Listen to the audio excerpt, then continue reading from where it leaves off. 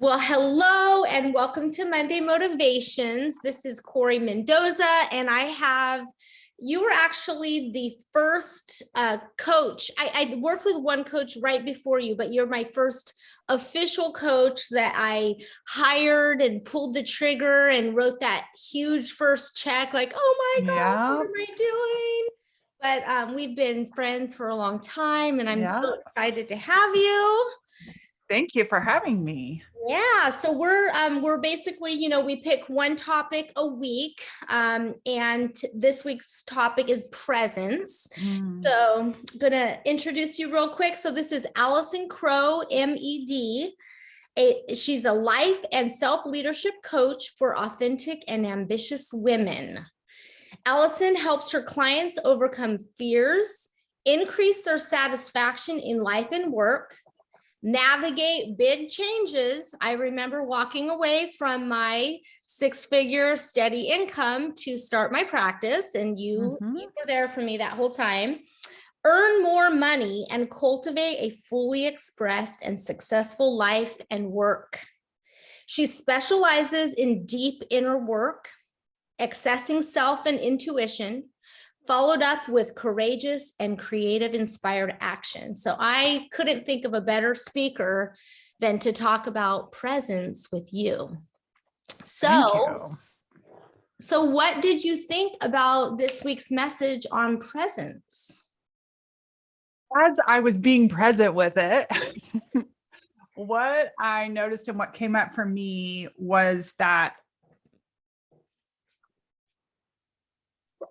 myself, my clients, a lot of people find presence, so being here in the present moment, difficult because of a couple of reasons. Number one, the brain loves drama, and the brain, we've been taught to fear like boredom and stillness. Number two, the nervous system, all of our nervous systems, like Corry, that's what I wish I had remembered. If I had known about the nervous system when we were coaching, it could have saved all of us so much more time. But the nervous system, so we got the brain, but then you also have the nervous system, and all of our nervous systems are overstimulated. And so one of the things I notice about presence with my clients, so many of my clients have a lot of success, like they don't really need any more outer success. And once that's all stable, they're trying to relax and be present in their life, but their mind and their body is like, no, wait, we're used to trauma. We're used to building. We're used to struggle. And so I have a little mantra that presence, well, it's not about presence, but it's boring is brilliant. And so to fall in love with presence means to fall in love with boredom instead of be repelled by it. And boredom allows the willingness to be bored is the portal to presence. That's what I think. That makes me think of Kevin Carroll. Do you remember him? He wrote the Red Rubber Ball book, and he's yeah. I remember seeing him at convention. Yeah. So Kevin Carroll, he talked about, I think he was raised by his grandma, and I'm not sure if it's grandma and grandpa, but his grandma used to make them sit and just be still for hours. Yeah. And he talked about, I don't remember all the details of it, but it's just that gift. And I think a lot about kids today, how much imagination and play came out of, I grew up in not poverty, but just above it. And the boredom, like making mud pies. And one of my best friends, Kylie, we would play this game called like Mr. President, because we were learning about politics in school. But we would make up these like fabricated, detailed games, rules, and all this stuff. The creativity was through the roof because we were bored. Yeah. So I've noticed recently, and figure out where to start this. Actually, just got off the call with a client, and without disclosing anything about them, we were talking about her to-do list. She's just moved. We're talking about her to-do list, and she's feeling this overwhelm. And I asked her, what do you feel right before overwhelm? And that part doesn't matter what she feels before overwhelm. So we were like talking to overwhelm, right? There's all these, I call it parts. I've been doing a lot of internal family systems work. And so multiplicity, maybe you can stick a link. So people like, that's a whole nother podcast, but the part of her that's overwhelmed, the part of her that's anxious, the part of her that's doing this to-do list. And so we asked it like, overwhelm, what are you afraid would happen if you didn't constantly create to-do lists? And overwhelm said to her, then you'd be still and feel everything.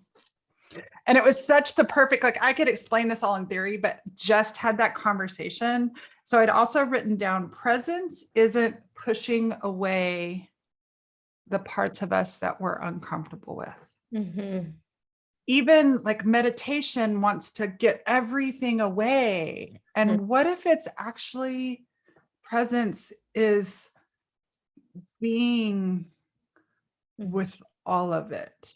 And I think, especially in the personal development field, right? Like we're achieving and getting better and better, and you're doing a victim. more. Right. And there's like all these things that we don't want to have. And what I'm really learning and what's really speeding things up and actually healing people from is instead of overcoming anything, we go towards it. And we be present. And so that's the other thing. These parts don't need being fixed. They're not emotions aren't a problem to solve. They actually need our presence. Yes. They need our connection. And so we've been taught, don't be bored, don't be sad, don't be scared. Like don't as a business, depressed. Don't be all those things. You know what cured my depression? Like for years, I struggled in depression. And I always tell that story back when we were at the same company, like all of a sudden there's 100 coaches in front of me going, me too, me too. And like, oh, all of us depressed people got into coaching to heal it. What healed it was to not press anything down anymore. And so instead, like learning to be present. And so I stole this from Thich Nhat Hanh, but I'm like, there, fear. I see you. I won't leave you. There, irritation. I see you. I won't leave you. This morning, I wrote in my journal, I notice I'm thirsty for flow and there's no creative flow right here. So I was just like, hello, thirsty. I'm present with you. That's what presence is to me, and a side that I don't think a lot of people are out there teaching. I love that because you're basically naming the predictable barriers to presence, the predictable obstacles, and something that I think kind of tag teams what you're talking about is I think that there is a big need for us to grieve reality. I've been working a lot with my own life, in my own family systems. And then of course, with my clients, there's a lot of, we don't like the truth. We don't like reality. So therefore we're going to goal ourselves out of it. We're going to run ourselves out. We're going to do something, but there are limits and there are pieces of our reality to grieve. And then in that grieving comes the liberation. Well, and grief is just one of those feelings, right? Yeah. Like, it's really any uncomfortable feeling. And yes, as a society, especially Americans, we have not culturally been taught how to grieve. We haven't been taught how to, I did this post one day and was like, I don't believe in negative emotions, right? But that's a phrase we all use. I was like, there are no negative emotions. And this woman comes on my post and she's like, what about abusive narcissists? And I said, their narcissism isn't negative. Their behavior is. So there's a difference between having the experience of an emotion and behaving in that motion. Yes, behaviors can come from an emotion, but we haven't been taught how to behave. Well, we actually have been taught how to behave in grief, but it isn't healthy. We've been taught to bypass, right? So like goals bypass, like some people use alcohol, spiritual bypass, goal bypass, positivity bypass. We haven't my favorite saying lately is like, the most spiritual thing I can be is human. Why am I trying to escape this human life that God gave me? God didn't ask me to be in the spirit world. He asked me to be in the human world. And what if I saw all of my humanness, including the difficult parts, as holy presence? Oh, that's powerful. When I You said open that not just my head, but my body, right? Because us smart people do this head up stuff, right? When I really start to learn how to embody that and get it into my nervous system, not just my thinking parts, I move through the world. Like, here's proof. I just spent 4 days in Nashville with a bachelorette party, and they're all binge drinking, and I survived. I didn't do any binge drinking. I don't even think I do drink, but I decided not to drink on this trip. And there were 300,000 people. I'm sure I have COVID, but like my inner peace, I never got emotionally fried. I never took on anybody's energy. Like, the peace I was able to be, not just feel, but the peace I was able to be with myself. I didn't have to compromise any values. And I was able to love my stepdaughter in her bachelorette party and support her. And in the past, I would have had an anxiety attack or a panic attack because I would have been so afraid of feeling anxiety or panic. And instead I was like, oh, hi, 300 people who are all binge drinking. All right, let's do this. Real life examples for this, because otherwise sometimes it gets so esoteric. Our listeners are like, well, what does that mean? So this is spot on. And this is exactly why I'm like, you are the perfect person to chat about presence and the need. Let's go back into there are no negative emotions. And I want to go back to it because it's funny, when I decided, which by the way, it took me a few years, but you really were one of the prompters, and you provoked me, like, Corry, you're not visible online. Where are you? And it took me a while, but I'm doing it finally. And but so I've been inviting different, friends and colleagues and such to join. And I invited a friend, Amber. She's also, does work like us with coaching, training, speaking. And I said, yeah, I'm doing Monday motivations. My purpose is to spread positivity. And then she responds, she goes, why don't we hop on a call and see if we have alignment around this? Because she goes, I'm actually doing a lot of speaking on toxic positivity. Yep. And I was like, okay, the buzzwords are changing. I think we might all be on the same page. But so will you speak a little bit more to, there are no negative emotions when it comes to being present? From the moment many of us are little, I mean, and every mother has experienced this, no matter how much you love your babies. Okay. Like, there's just a time when your nervous system is fried and you need your newborn to stop crying. And our parents meant well, but many of us were told, especially women, stop. I was told, stop that crying BS. It's your podcast, so I'm not going to cuss. Normally It's fine. It's fine. So stop that crying bullshit. Yeah, be you. And there's no crying at work. And especially as women, we were told not to be emotional. And men are told the same thing too, right? They have to suck it up. Like, that's what they hear, suck it up. And so there's all this conditioning.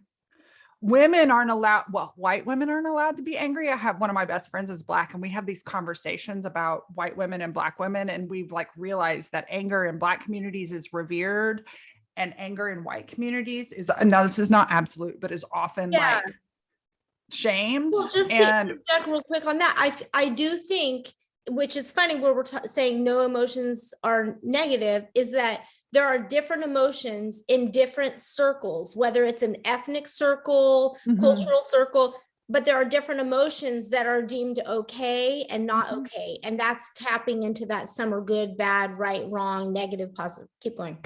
I've been working, I'm not completely retrained in this, in my language, but I've been working to eliminate good and bad, useful and not useful. Yep. Effective, not effective. Right. And so, and I do believe there are some quote bad behaviors, right? Waking up and stabbing cats is a bad behavior, right? Beating your wife or verbally abusing somebody, all those other things. But the space before the behavior, and we've been taught, thinking creates feeling. Okay, but feelings were this biological emotion given to us in creation. And so I did a little research on feelings and emotions, and all cultures feel at least 8 of the same emotions, regardless of language, conditioning, whatever. So they're spontaneous. And so it's not just created by thinking. Our tears create oxytocin. That makes When us we connect. Right. It's the same thing as breastfeeding your baby when we cry. And so we are these walking, talking miracles that haven't been taught how to pay attention to sensations in our body. And what's so funny is none of this is mystic or woo. It's like, if you talk, I remember having these conversations, 15 years ago when I was coaching you, like, have you ever had a time when you made a decision, but your body told you something different? Every human being I know has had that, or we haven't been taught to pay attention to those things. And so when we start to feel overcome with, let's say, grief, or there's a lot of things that will happen before we hit that really deep well, like overwhelm and anxiety is up in our heads, so we don't go into our body. And so we haven't been taught how to process, feel, be present with. We've only been taught to avoid it. And we live in these cultures and these systems. I mean, I can hit the Amazon button right now while I'm talking with you and no one would ever know. And I can get a dopamine hit, right? And so, yes, I love social media. Yes, I'm aware of it, right? But there's so many ways we've been taught to, instead of notice, what am I craving right before the bypass, and really listen within. So like, I didn't laugh. my poor journal. Another real life thing. Okay. You want me to get really deep here? Yes. This morning, I realized is this just audio, or is this video for your people too? Yeah, video. Oh, so okay. you hold it up or share. Okay. Look, here's my little ninja turtle. Oh, just real quick, I have to interject. I am always preaching and encouraging and sharing, telling people to journal. And I'm glad you're showing this, because this is what journaling can be. It doesn't have to be sentences and cursive. And so, yeah, it can be. This is a real live emotion, a real live example of me processing something that came up actually last Friday yesterday, and I've been thinking about it. So I realized, there's a little armored turtle, and it came out in a conversation yesterday. And in the conversation, I said, I will never be on the defensive end of life again. I will always be on offense. And my therapist was like, who said that? And so today, because it was like, I love her fierceness, but she's really defended. And I had this picture of this giant teenage mutant ninja turtle, but it had this armor that covered over her face. And so this morning I sat down and I was like, there's an armored turtle that wants to talk to me. I know this sounds kooky, just trust me. Yeah, this is a coaching skill. It's not as kooky as it sounds. Turtle is mad and scared.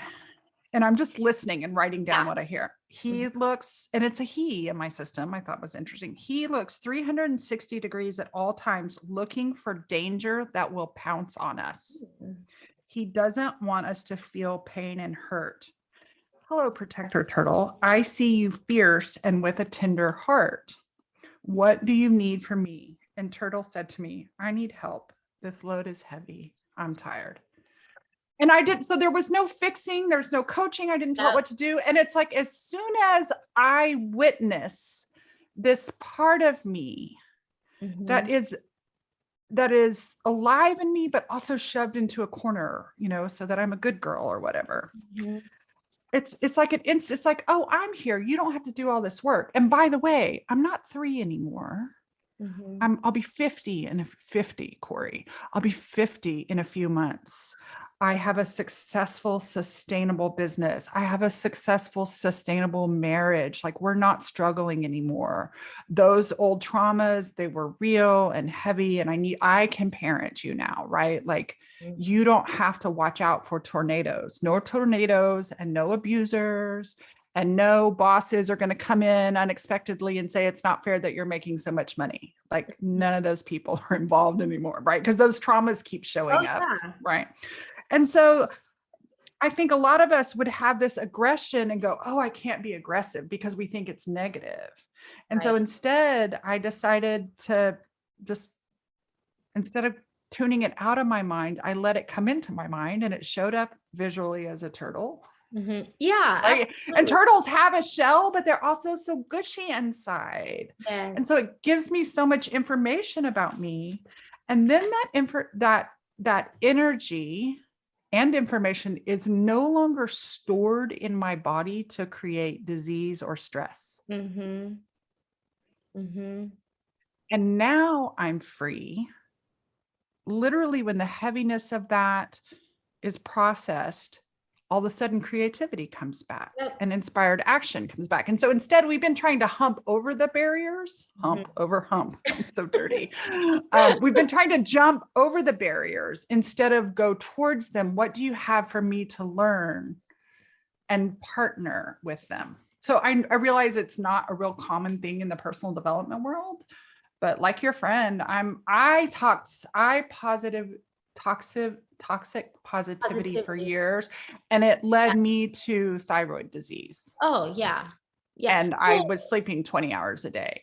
yeah. So it's not sustainable. Yeah, I love the direction that I think most of us in people development are doing our own personal work and then Mhm, working with our clients is to get curious and embrace, what are the true feelings, mhm, and then there's just such, it's almost like effervescent. Like, as soon as mhm, we see it, there's like there's a validation.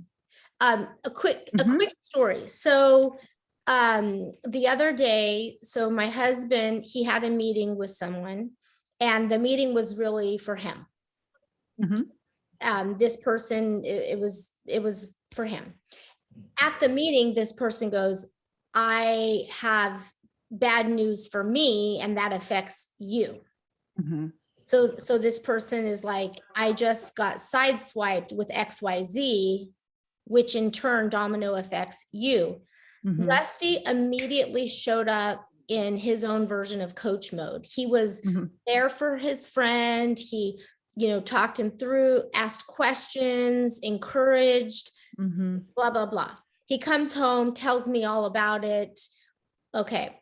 Fast forward like a week later, he goes for a walk and he comes home and he goes, I realized I haven't even begun to deal with the disappointment that mhm. is just because he right away, so we talked about positivity bypass, goal bypass, spiritual bypass. There's also helping others bypass. Like, we avoid.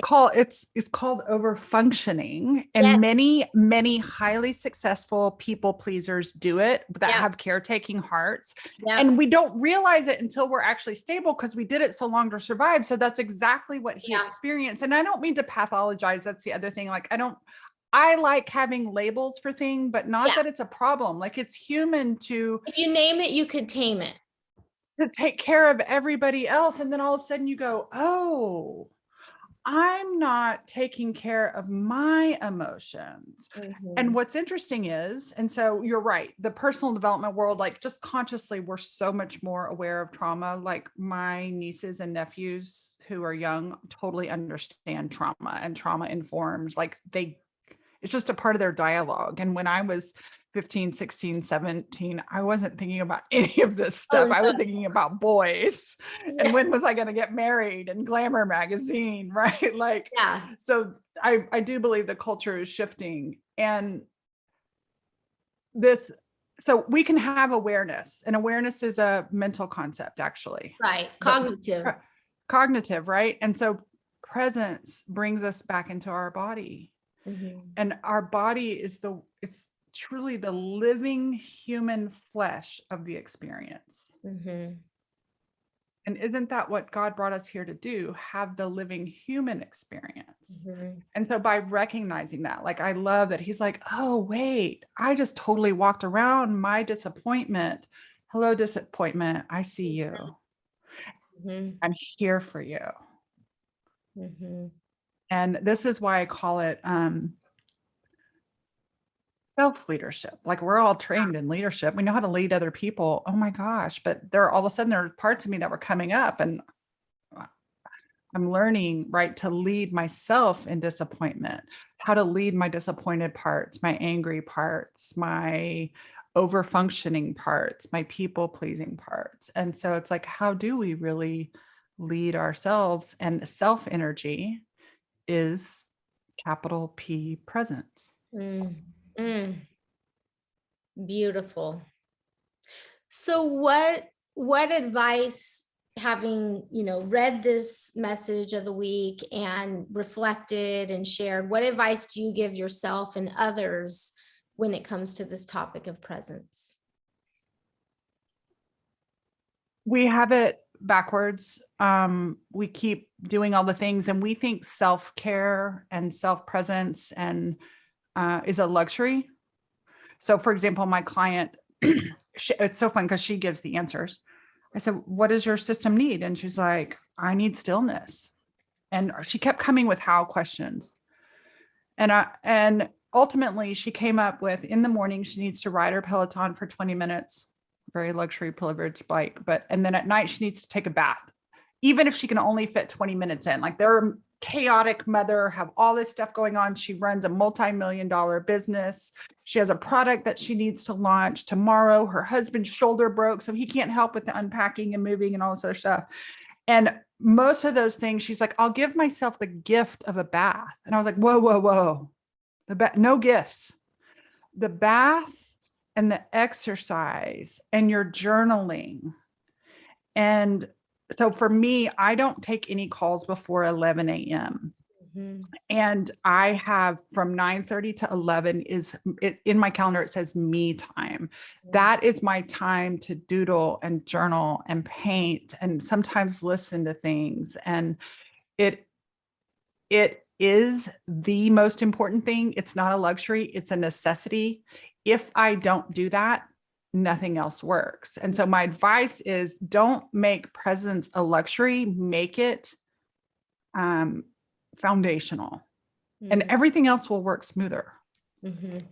I love it. And yeah, so, I love and it. journaling and art are my two favorite ways. Journaling and art, getting all that out of our body into journals. And if you can stick your feet in some grass, Oh yeah. grounding and earthing, just even for a few minutes a day. Those are my two.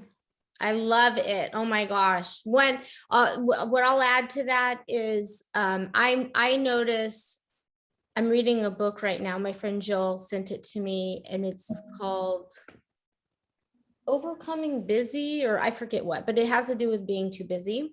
And at the very beginning, it identifies, these are symptoms that you're over busy. And so what I would add to that is, I'm paying attention to when I'm being short with people, when I can't be present with another human, especially my own family. That is a big red flag for me, that I am not doing what I need to do to because you haven't been present with yourself. That's exact message that we came up with my client. Like, you can't. And she said, like, how do I not be so short with my kids? I said, it's not a behavior change. And we're trying to put band-aids on things when we need to go a little bit deeper to the real core. Yeah. Yeah. So you've got it.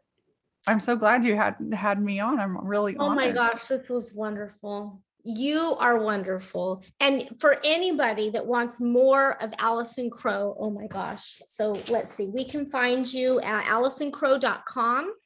She's on Instagram. It's Allison_Crow on Instagram. Mhm. And then of course,